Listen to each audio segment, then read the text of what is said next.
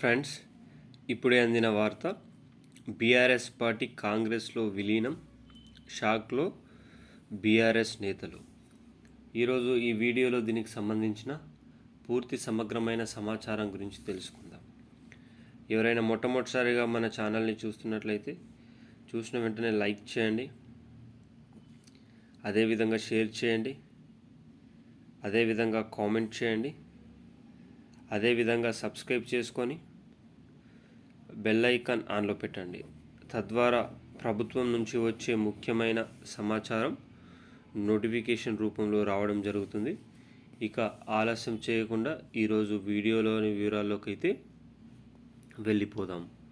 2014లో తెలంగాణ రాష్ట్రం ఏర్పడినప్పటి నుండి 2024 వరకు దాదాపు 10 సంవత్సరాల వరకు సీఎం కేసీఆర్గా ప్రమాణ స్వీకారం చేసి తెలంగాణ రాష్ట్రాన్ని ప్రగతి వైపు నడిపించిన సంగతి తెలిసిందే.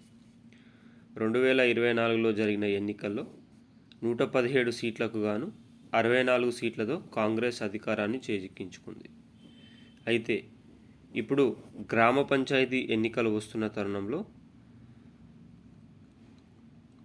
ప్రభుత్వం అనేకమైన కార్యక్రమాలను చేపడుతుంది. అదేవిధంగా ఎమ్మెల్సీ ఎన్నికలకు బీఆర్ఎస్ పార్టీ దూరంగా ఉండడం పట్ల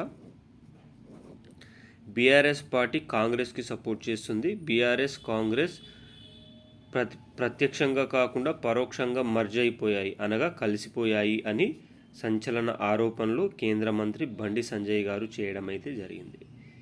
దీనిపైన కాంగ్రెస్ శ్రేణులు స్పందిస్తూ, కాదు, బీజేపీ బీఆర్ఎస్ కలిసిపోయింది కావున ఎమ్మెల్సీ ఎన్నికల్లో పోటీ చేయట్లేదని విమర్శించుకుంటున్నాయి. ఏది ఏమైనా రానున్న లోకల్ బాడీ ఎలక్షన్లలో బీఆర్ఎస్ పార్టీ తన మనుగడను కొనసాగించుకోవాలనుకుంటే ఈ 12,000 సర్పంచ్లలో దాదాపు 6,000 సర్పంచ్ల వరకు గెలవాల్సిన ఆవశ్యకత ఉంది.